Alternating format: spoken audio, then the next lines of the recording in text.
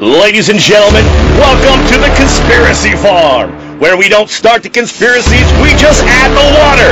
And now, your host of the most state-of-the-art, most informed podcast on the interweb, I present to you Pat Miletich and Jeffrey Wilson.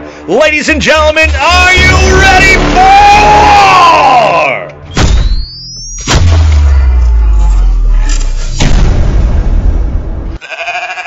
Sweet. We are off to the races, ladies and gentlemen, for another, this is going to be a jam-packed, information-packed episode of the Conspiracy Farm. I am, as always, your ever-faithful co-host, Jeffrey Wilson, running shotgun with my partner in crime, UFC Hall of Famer Pat Miletich. How are you doing this morning, buddy? Well, I'm super excited. I've already got a great workout in, drank a couple coffees, got pumped up for this. Having George and Jason on is, I think we've had some incredible guests, but this is big.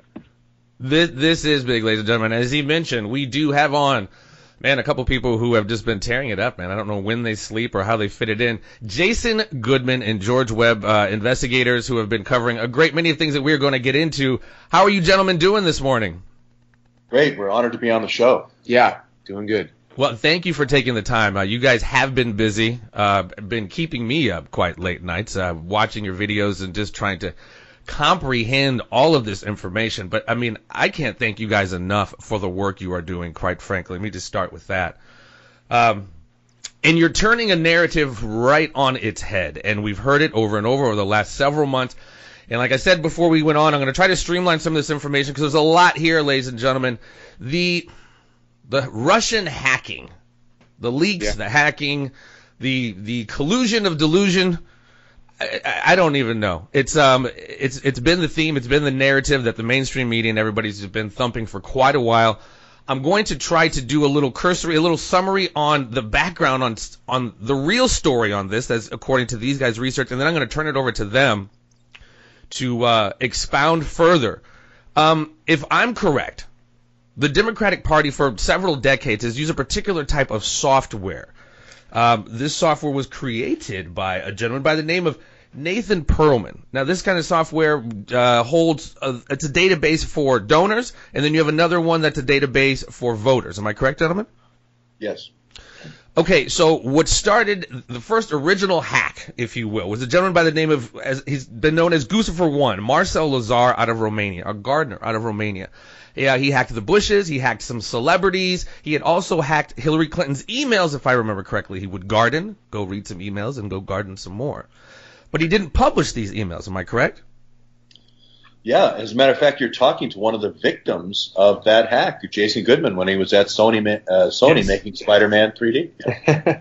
Yes, and that's another thing we're going to get into because I think you were part of a class action lawsuit that's involved in some of this. Jumping to, so Guccifer, he gets pinched and he goes to prison in 2014. Another gentleman, or I'm assuming a gentleman, Guccifer 2 comes along. He hacks into one of just the databases. I believe it's the NGP van with just the database with just the voters or the donors, one of the two. Doesn't publish anything still, no emails, no Podesta stuff yet. But this is what he has hacked into. Am I correct so far, gentlemen? Well, Yeah, well, they're output reports. They're output reports from the NGP van software about donors as well as opposition research on Donald Trump. Right. Yeah.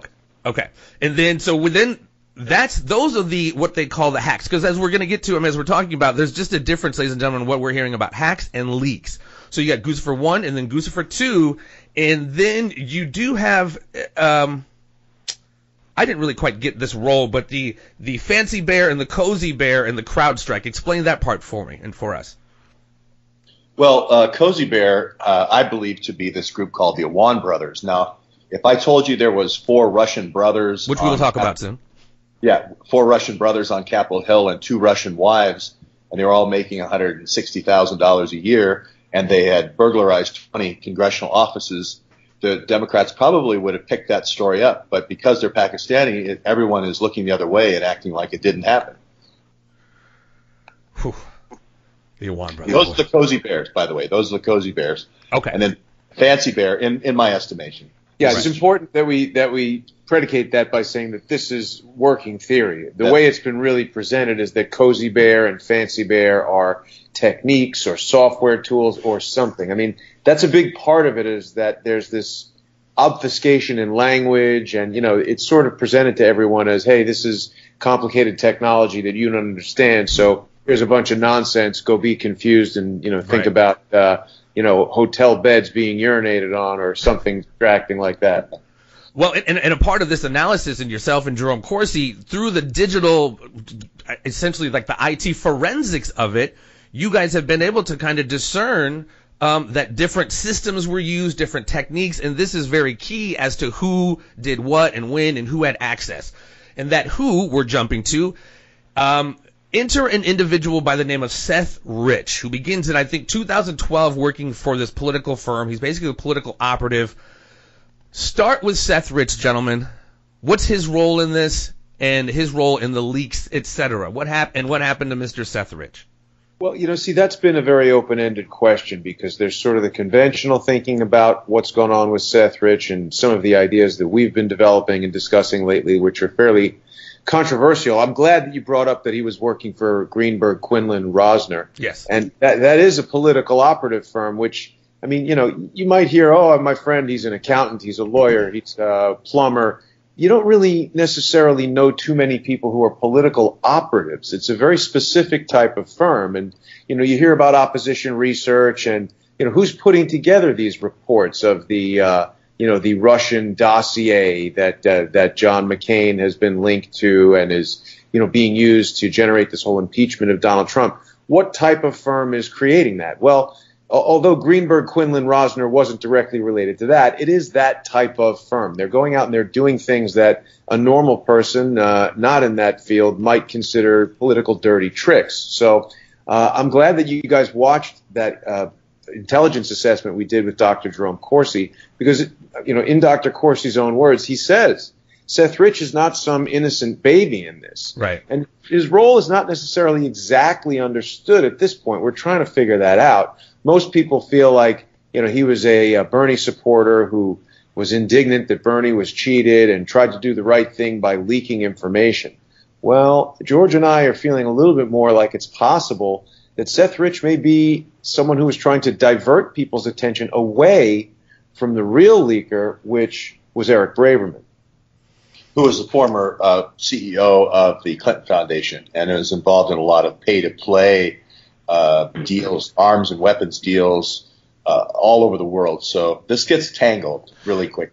Yeah. Well, and Eric Braverman, sorry, no, Jeffrey. Eric Braverman, former CEO of the Clinton Foundation, his last tweet up to a certain point was October 12th before the election. Then he kind of went off the grid and disappeared. Some people were thinking he ran off to Russia. Some people thought he was in FBI custody, protective custody. What's going on with him? Because I saw that he had turned up for another firm, a foundation out in California, but he's kind of still off the grid, isn't he? Well, George began his investigation, what was it, 261 days at this point, George? 270, yeah. 270 days ago. And Eric Braverman wasn't actually seen, in public or on the internet by anyone until Trish, the third member of our triumvirate, and myself traveled to Oxford, England to attend a seminar that he was speaking at. And we did see him there, but there was a lot of strange activity around Mr. Braverman, and certainly preemptive actions were taken to stop Trish and I from speaking with him or interviewing him or even getting near him. It was pretty shocking. I'll tell you, Pat, I wish I would have had you there, because it got to the point where I was physically restrained from getting into an elevator to talk to Eric Braverman. Yeah, we don't allow physical restraining. Yeah, I found it quite insulting. We're taking you next time. Yeah. Please do. What do you, and another, part of this web, do you think John Brennan has a role in this with the whole, I've heard obviously through all of these stories, John Brennan was a source of some of it, doing kind of the Vault 7, placing the blame on the door of Russia. Do you think John Brennan has a role in any of these leaks? Yes, I believe the Vault 7 leaks are being leaked to this the spy ring or the spy team or whatever you want to call it. There's going to end up being about 10 spy teams that are going to be managed by this company in Virginia called CrowdStrike.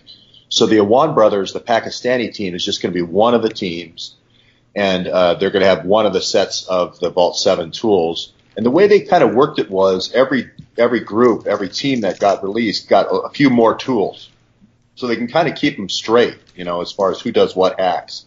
But this is all going to come out in the coming days. None of it's really come out yet. The only real part that's come out is the Awan brothers right now, the Pakistani team. And keep in mind, guys, that term Vault 7, that comes from WikiLeaks.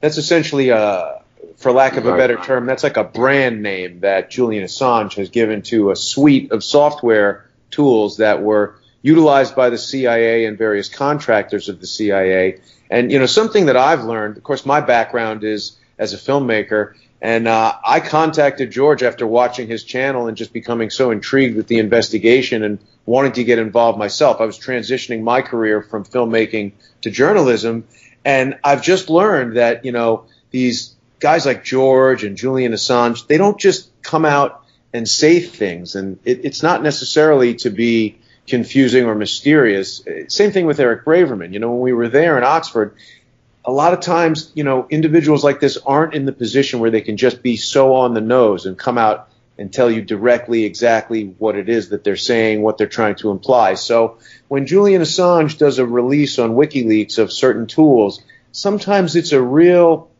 sort of enigmatic clue as to, why is he releasing a particular thing on WikiLeaks at a particular time. Mm-hmm. I personally have seen some correlation between, George will put out a video or start down a particular path on the investigation, and then WikiLeaks will tweet something out that seems remarkably connected, and it's a bit of a mystery for the people who are watching either George or Julian Assange to sort of put those things together and figure it out.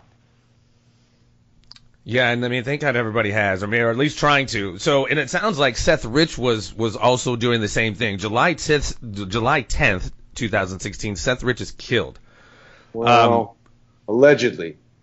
Well, he's no longer. Well, yeah. I want to ask about. I'm sorry. Go ahead. I got to tell you, I firmly believe that Seth Rich is not dead, and that is a belief not that I plucked out of thin air, but it's based on the evidence, or I should say the lack of evidence, that we've seen in our research and in our investigation. We did an interview with Rod Wheeler, who is the former Washington, D.C. Metro police officer. He was a homicide detective for 5 years, and he's working now as a private investigator, and he was hired by the Rich family ostensibly to solve the murder. And when we spoke to Rod, he told us that there's no ballistic evidence, there's no death certificate, there's no autopsy report, there's no photographic evidence, despite a proliferation of video cameras in the neighborhood that he was walking, and 3 officers who responded wearing digital body cameras. None of that footage has been seen. FOIA requests for that footage and the documents I'm talking about have all been denied. And Rod Wheeler said that never happens. We spoke to a second retired Metro PD officer who also was shocked to hear these details, and he also said that never happens. Well, and that the FBI is investigating, and he wasn't a federal official at all, so that's also kind of it's another interesting point. There's been all this confusion as to where his laptop is, who has had his cell phone, what the chain of custody of the evidence was. Why would the FBI be involved in investigating what's been categorized as just a botched street robbery? As you pointed out, Seth Rich is just a civilian, and the FBI would really only investigate a case if it involved interstate crimes or federal officials. So there's a real lot of mystery surrounding the alleged death of Seth Rich. Well, you just blew my mind completely apart right there. I'm not even. Sorry. And this is the first time I've heard that, but the chief of police of D.C. resigned not long after this, didn't she? Correct, within 6 weeks. That's Kathy Lanier, and we really want to speak to her and get some more details about that. I'm going to blow you guys' mind yet again. George isn't crazy.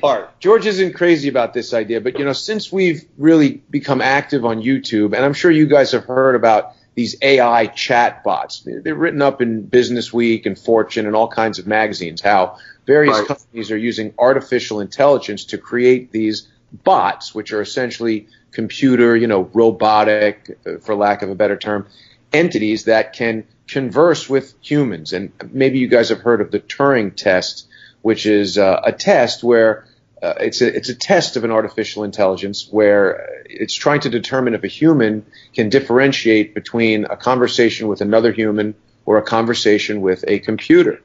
And it does seem that some of this artificial intelligence is becoming so advanced that in many cases it's very difficult for a person to determine that they aren't conversing with an actual human. So these AI bots can be used for customer service in certain instances, and like any technology, it can be used for good or it can be used for, evil. And what we've seen is swarms of AI bots that are trying to sway public opinion in chat forums on Twitter and Facebook and YouTube, etc. And it's just another way that some of these, political operative firms are employing technology to try to control public opinion. Now, we've been speaking to an expert in AI, several experts actually, who have indicated to us that AI is growing in its strength, and it's using technologies like quantum computing and really, next wave technologies that most people aren't even aware of. And it's actually AI itself, individually and collectively, is trying to understand human emotion, human psychology, things like religion. It's really quite crazy when you think about it. And Skynet. Sounds like Skynet. Straight out of Terminator. It really is interesting. We've heard that Hillary Clinton's campaign used AI to try to strategize for the 2016 election. So it's not infallible, but it is very sophisticated. And it's my opinion that it's a strong possibility that the entire Seth Rich murder narrative could be something that was devised by an AI in an effort to cover the Eric Braverman leaks. And I think about 200 of those bots have tried following me on Twitter, and they're all wearing lingerie. Yeah, I've seen those. There you go. I think that's what they're using it for, is to sell porn. Yeah, absolutely. I've blocked a lot of them. Wow, that's just crazy, man. That's just crazy. Cause I mean, there's so much information and even, misinformation out there. I was talking to Pat earlier, and some of the stuff I saw, I heard Seth Rich survived the shooting, but the surgeon, who was somehow a part of the cabal, killed him on the operating table. So, I mean, it's just like, wow. Well, there's mystery surrounding the attending physician as well. It's Dr. Jack Sava over there at MedStar in Georgetown, but it would seem that Dr. Sava's Social Security number is also linked to an individual named Dr. Ateljevich. So it's very strange to see all these bizarre circumstances surrounding this alleged death. Well, what was found? What did Eric Braverman put out there that would create all of this?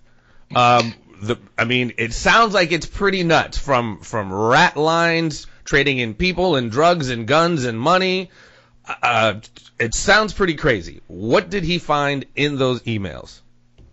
There's one movie that calls it the God business, which is the guns, opium, and drugs, guns, organs, and drugs, the God business. And that's the part of the Clinton Foundation which was called the Clinton Global Initiative. And that's the part that Eric Braverman, as running the show there at Clinton Foundation, really was kind of shielded from until he was asked to sign financial statements at the beginning of 2015.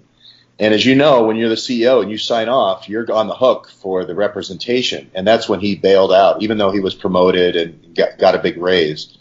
Well, he goes to the press now because now the Clintons are going to accuse him of the malfeasance, right? So he starts defending himself in the press in March, and he sees that they keep coming at him. So he ends up going to the FBI in June of 2015. So the Clinton Foundation investigation here in New York starts really June 2015. That's when you start seeing kind of the Clintons lawyering up, getting Peter Kadzik at DOJ and Podesta getting all of his legal eagles together and kind of they have to come up with this cover story because Braverman's going to be leaking this stuff and the FBI here in New York is going to be interviewing people. Now, none of this stuff has been seen by the public, but we do have people that we know at New York, Intel, as well as retired FBI, as well as FBI, that are leaking information to us that are saying, yes, there were grand juries convened, there were interviews conducted on all this pay-to-play stuff. And if you're a charity, you can't say, I'm going to get you 200 tons of white phosphorus for white phosphorus weapons for anti-tank or anti-personnel weapons, and you just give me a $28 million contribution. And that's really the one that I'm speaking of there is the King of Morocco giving the Clinton Foundation $28 million with the phosphate king of Morocco for this white phosphorus to look the other way in the Western Sahara. And that really is where Braverman kind of said, that's it. So that's really still bubbling right now as an investigation. So you've got this kind of fight between the field FBI and Andrew McCabe, who is the director now of the FBI. He's the guy that Hillary Clinton, when this thing breaks open, pays $675,000 to shut this thing down, and also Peter Kazik, which is Podesta's friend at DOJ, to shut this thing down. Well, it's sort of an indirect payment. It's made as a campaign contribution to McCabe's wife. That's another way some of these things are done, is that they're it's a bit of a shell game where, they're not just straight handing somebody a suitcase full of cash. They find these creative accounting ways, and we've had a lot of conversations with our friend Charles Ortel, who's probably the biggest expert in the unprosecuted financial crimes of the Clinton Foundation. He's explaining some of these things to us. Well, yeah, I heard him say in a video how horribly the Obama Foundation is set up, the Clinton Foundation is set up, and they're just really ripe for the fall as far as, to IRS. And George, you were talking as well, that's how they got Capone, is like the tax stuff is really, it could really come back to bite these guys. Well, it's important also for some of the left-leaning listeners to understand that this is not just alt-right propaganda saying, oh, Obama's horrible and he set up his foundation horribly. This is a financial forensic investigator who is describing in detail how laws are totally avoided, broken, just completely not adhered to in the setup of these organizations, 501c3s that are acting in for-profit manner. Bill Clinton getting $500,000 payments from Moscow banks for making speeches, while simultaneously his wife, who was acting as the Secretary of State at the time, is allowing the sale of uranium mining rights. And uranium is used for fuel in nuclear reactors, for creating the fuel for nuclear warheads, and depleted uranium, of course, is used in these dangerous munitions that are being dropped all over the Middle East and elsewhere around the world, creating an environmental catastrophe, birth defects, Gulf War syndrome in our own men and women who are in the armed services. I mean, it's really a travesty that is just going under the radar. Well, and to see the horrible level of gaslighting that's going on, it's like everything that they're putting on Trump is just exactly what they're doing as it relates to Russia, from, like you said, the uranium to Podesta's banking deals over there. And then, like I said, the mainstream media just carries that narrative, and, it's just unfortunate. Everybody just buys it up without doing any deeper analysis. It's quite amazing. The fun part about all this, though, is the tennis match between field FBI and NYPD. NYPD is one of the few police departments, because of 9/11, that has this robust intelligence division. So you've got kind of they can't come right out and say we're taking on FBI counterterrorism division and Andrew McCabe in D.C. But what they can do is leak. So they can leak this stuff out to the press, and it's kind of like one of those things where you say, where there's no war in Vietnam, and then somebody sends out pictures of, the last battle that happened yesterday. Right. It destroys your credibility. And that's kind of what NYPD is doing. You're going to find at the end of all this that you're going to see that NYPD is the leaker because they want the case to go forward, and Andrew McCabe is the one who's trying to crush it. So this is kind of this tennis match happening underneath the scenes. Podesta's leaks a little bit later on October 7th last year are going to be the same thing. They're leaking this information. The NYPD is the leaker here. The hackers, the quote-unquote hackers, the Goosifers, are just that. They're wild goose chases to cover what the NYPD field here is doing in New York. This NYPD and FBI situation that's going on echoes exactly what was going on and still is going on between Boston BRIC unit and Boston PD with the FBI in terms of some Middle Eastern folks who are moving an awful lot of heroin in that Northeast corridor and causing an awful lot of problems over there. A lot of that going around, Pat. Yeah. That's a great story there. We just haven't had time to get there, Pat, but we will. We love tips like that.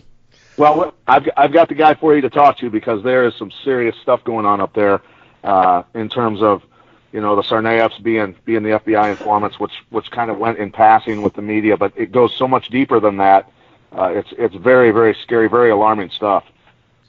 They had a problem with Pirate Bay up there and Silk Road with Bitcoin, with kind of a joint operation between the CIA and FBI. We just haven't had time to work that. We are going to Boston, though, eventually. You know, see, what's so interesting to me right now, guys, is just to even observe what's happening here. George and I run a website called Crowdsource the Truth.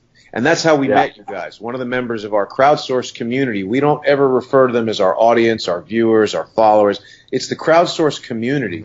And one of the members contacted us, knew you, that was Cosmo Sherry, and put this whole thing together. And now just the fact, Pat, that you and George are able to communicate about your individual knowledge, you know, you just told George something that he didn't know, and now we're going to be able to connect on that. It just shows you the power of how when we come together, we can really do things that without social media and all the tools that we're utilizing right now, we had no power. This is democracy right here. And if your listeners have the opportunity to get onto YouTube and check out the Crowdsource the Truth channel, I hope they'll also look for that Eric Braverman speech in Oxford. That was put out by the Blavatnik School of Government, because just like George and Julian Assange are sometimes speaking in what might seem like a coded language, you know, Braverman couldn't stand up on stage and say, hey, I'm being detained against my will because I'm trying to be honest and I'm the one honest guy in a corrupt organization. So, Jason, why don't you come help me? He had to speak in really subtle subtext.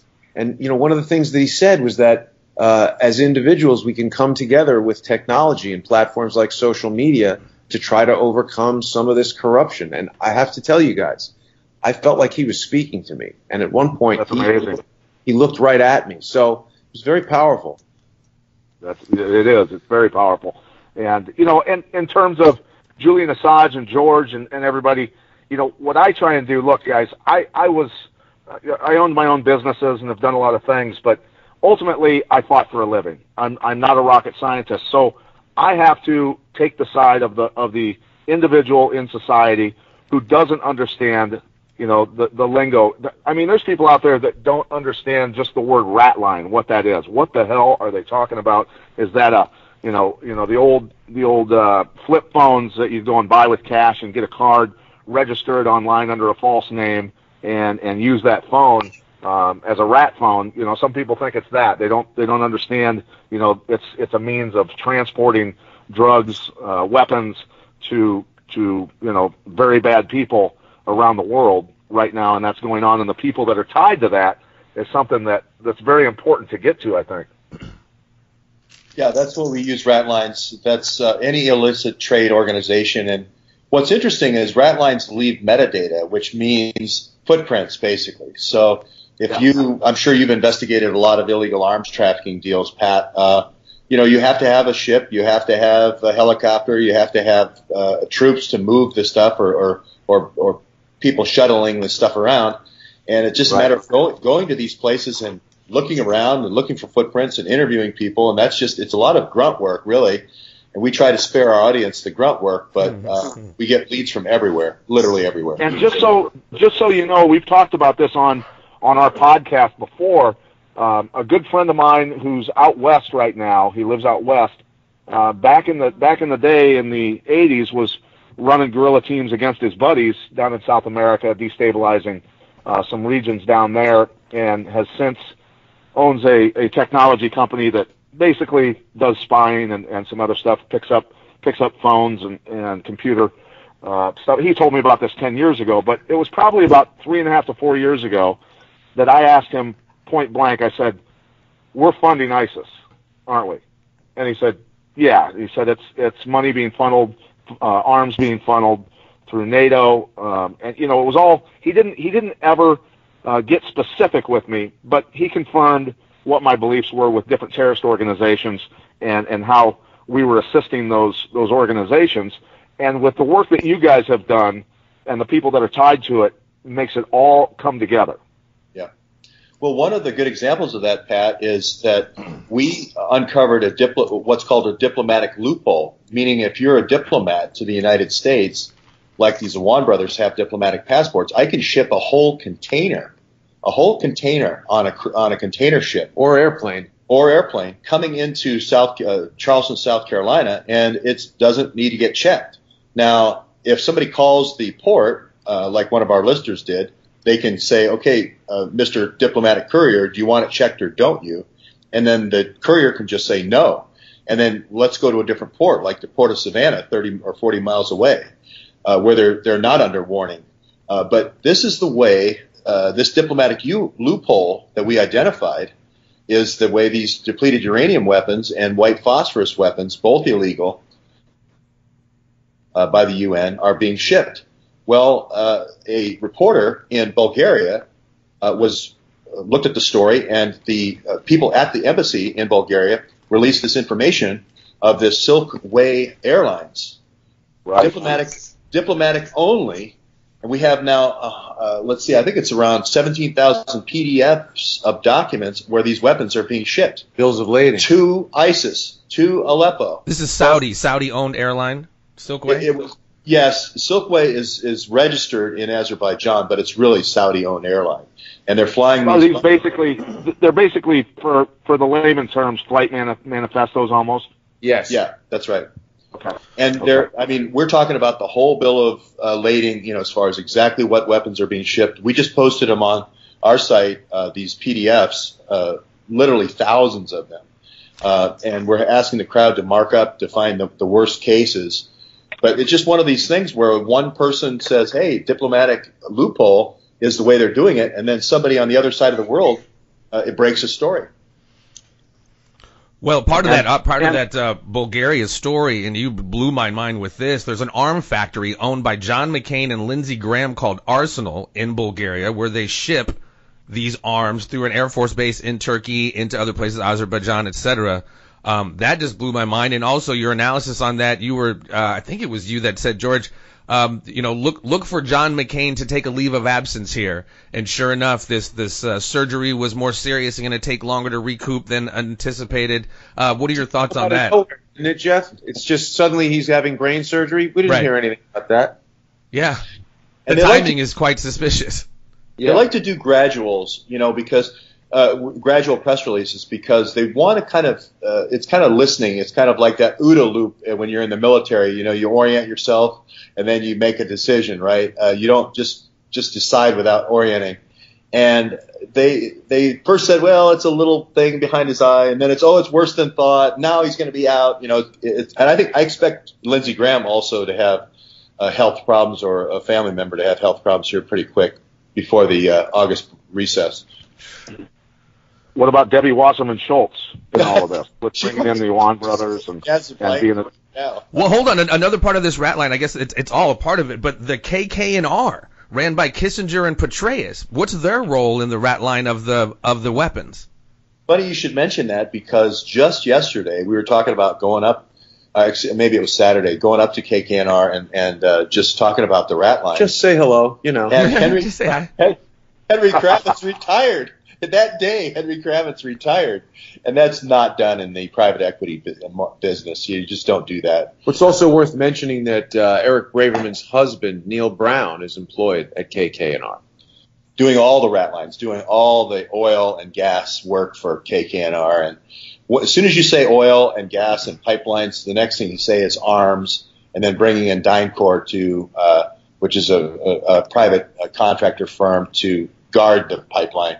And this is where it all starts. It all starts with the pipelines, and then the sex markets come in after that, because you got to keep the soldiers happy, and then you got to keep, you got to give drugs to the soldiers, and then the ugly kids get turned into organ donors. I mean, it just really goes downhill quickly. This happened in Kosovo. This happened in Haiti. This happened in Congo. This happened in Nigeria. It's happening now in Syria. It's still happening in Kosovo, as a matter of fact. So these are the Ratlines that all kind of go together along with oil pipelines, it seems.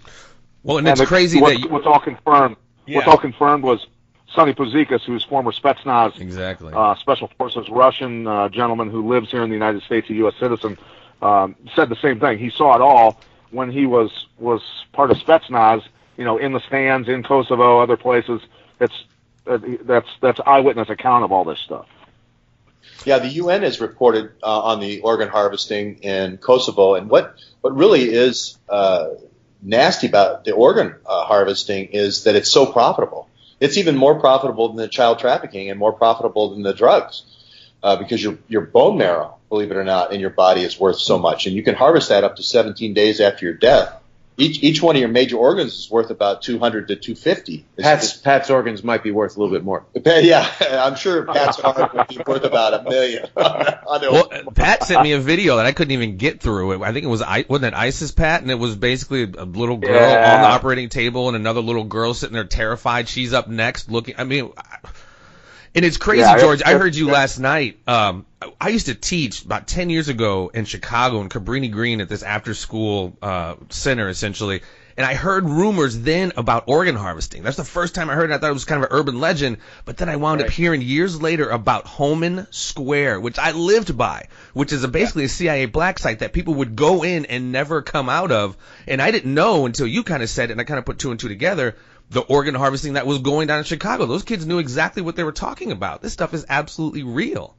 You know, Jeffrey, most of the things that we're talking about here are just so horrendous, so beyond the pale that, you know, even when you explain it to someone and show them evidence, it's just so hard for your brain to process it that it just gets rejected. It's cognitive dissonance. Yeah, that's what I've said numerous times on this podcast is when we talk about subjects like this, is that people have a tough time because generally human beings are not that evil down to the fiber, down to their very being like these people are. So they just have a tough time processing it. Even to begin with, I think their brains just shut off and they're like ostriches and stick their heads in the sand. But people definitely need to wake up and understand that, yes, people are this evil and it's going on. Yeah. Cognitive dissonance, perfect term. Before we jump to Debbie Wasserman Schultz and the Awans, another aspect of this, and I found it so amazing, like the architecture in Capitol Hill. I think it was, George, you had said there are certain committees, like one committee, Foreign Relations, does like the drugs and the children, and another, Armed Services, does more of the, they all kind of are hip to it and help facilitate these Ratlines. Is that correct, through these committees? Well, I call it the Senate Armed Self-Services Committee rather than the Senate Armed Services Committee. And it's really that group that really is the center of all these Ratlines. It's Lindsey Graham, it's John McCain, it's Hillary Clinton. David Petraeus was kind of the war military arm of this junta. Basically, it was a military junta that was created in 2002, right after 2001, kind of when we put all this money into anti-terrorism. And Comey and Mueller and McCabe are the intelligence arm that basically gets put in right around the 28 pages and all that gets put in. And it just has never – they've operated as an independent government ever since. And, you know, there's a little bit on foreign relations with doing the oil deals. But as far as the arms deals and all the things that go along with it, it's really the Senate Armed Self-Services Committee. Wow. Oh, wait now. Hey, George. Yes. Do me a favor. Yeah. Tell me about the Awan brothers. We gotta get you a shirt. We gotta get you a shirt. Please do. Yeah. Well, if I just started with one word and I said Russian brothers, everything I said to you, and I'm on the more liberal side. I'm on more of the Obama guy, so don't hate me, guys. But anyway, everything I said, you would be writing down. You would get your notebook out, and you'd start writing it down so you could tell your friends. If I start out with the word Pakistani, and you just immediately turn it off as a conspiracy theory. But these Awan brothers, as I mentioned before, there's 4 of them plus 2 wives on Capitol Hill, working for about up to 80 different House Democrats. They're making $160,000 a year.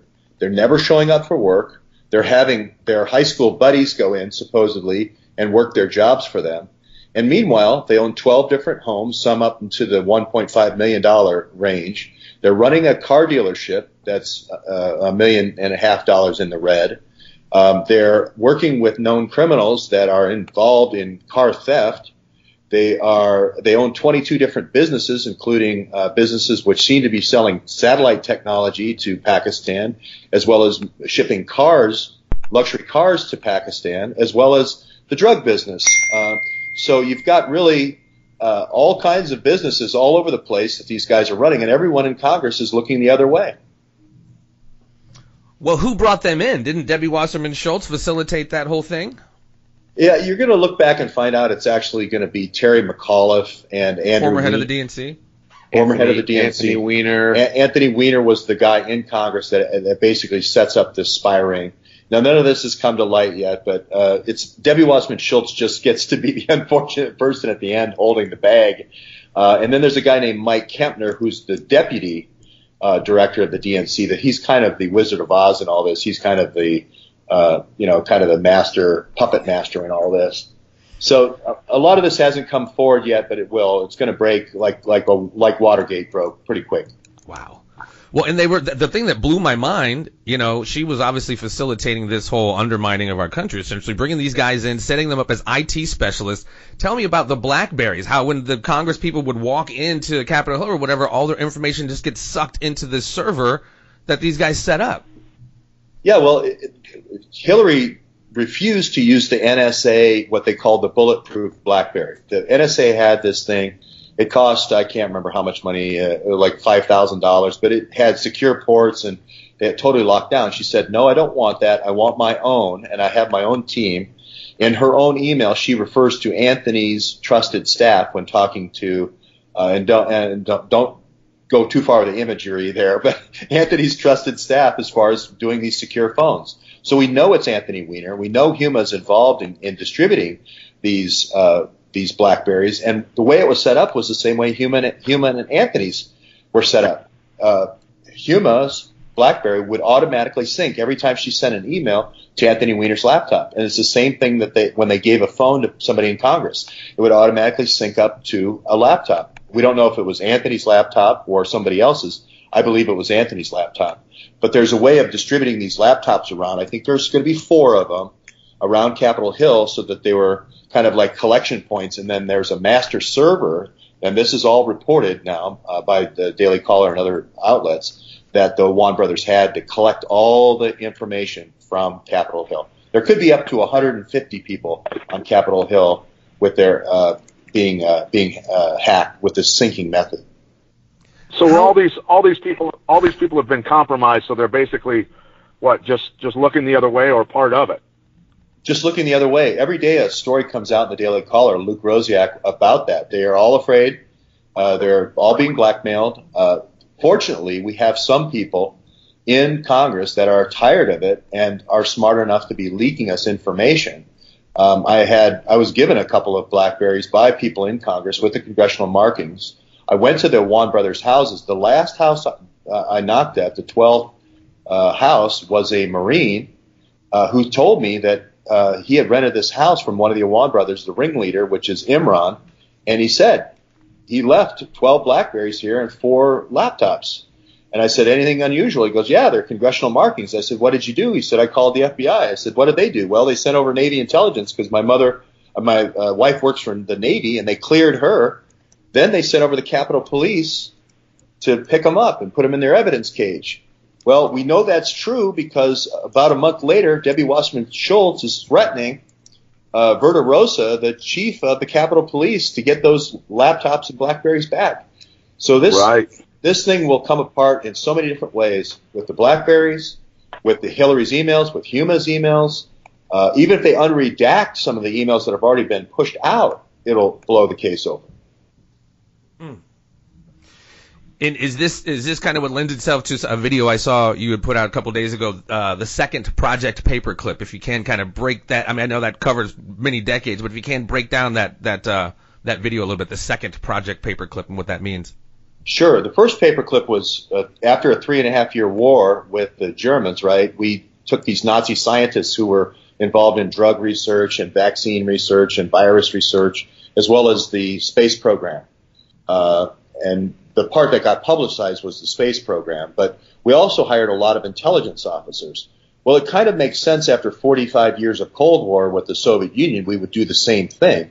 You want to co-opt people that are trained on the other side to get their tools, to get their people, and so forth. So Pat mentioned the Vault 7 tools earlier. That was one of the things we got through a guy named Mikhail Alperovich. The other thing we got were were people. So I worked at McAfee, and we actually bought a company of 12 Russian hackers, and we brought them to the U.S. They mainly worked in Moscow, but that was I don't know if that was the first set of people that we brought out of the Soviet Union in this kind of Paperclip 2. Paperclip 2 is going to be the Russian program and the Russian satellites, Ukraine and other Russian satellite countries from the old USSR. But anyway, I know for a fact, because I worked with them and I looked at them, the 12 Russians that we got, and I know that Mikhail brought the Vault 7 tools out of Russia. So we don't know how big this Paperclip 2 is going to be, but I think that we're just at the tip of the iceberg with all these people being brought out of the former Soviet Union. To what end? What's the end game on that, would you think? It's usually always economic espionage. The Awans, I think there's going to be 10 teams.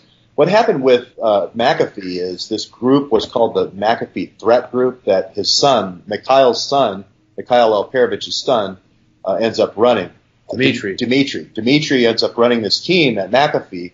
Well, they kind of get to the point where they get a solid team all over the world, and then they start this company called CrowdStrike. So they build the company inside McAfee, letting McAfee pay for the kind of phone and place to work and computers and stuff. When they're big enough, they go to become CrowdStrike. CrowdStrike is going to be all over the congressional hearings. I believe Trump is going to be impeached, believe it or not. I know that's going to be hard to believe, but this CrowdStrike will be the key witness. They're the ones who came into the DNC and the DCCC after their supposed hacks, which I believe were leaks, to clean up the mess, to find out who did it. And you're going to hear a lot more about CrowdStrike in the coming days, but mostly always is to steal economic information, either steal information about pipelines, bidders for different treasury projects, key technology like satellite technology. You name it. If the government is producing it for free, CrowdStrike's figuring out a way to steal it with its teams of programmers. Wow.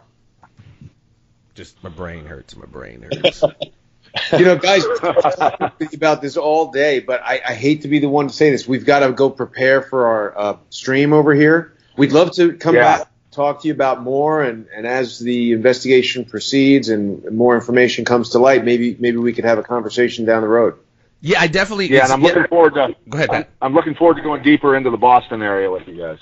Oh, that'd be awesome, Pat. Well, and I would love to get into Chicago. Peter Smith, Bob Kramer, Jan I don't want to massacre her name. Shankowski, Fethullah Gulen, and a lot of operations are coming out of Chicago. Yeah. Yes. And Peter Smith's untimely death. That was quite odd. Helium asphyxiation or whatever that was. That was insane. Growing lips. We have a whole bunch of stuff. Let's just make this a regular thing because this has been great. I've learned so much from Pat already. I want to follow those Boston leads. All right, Thank you, guys. gentlemen. We appreciate your time. Likewise. Thanks for having us on. All right. Thank you. Stay safe, Thank you, out guys. there. Stay safe. Take care, guys. Take care. Okay, bye. Wow, bro, that was quite the epic conversation. My brain, it hurts. It hurts.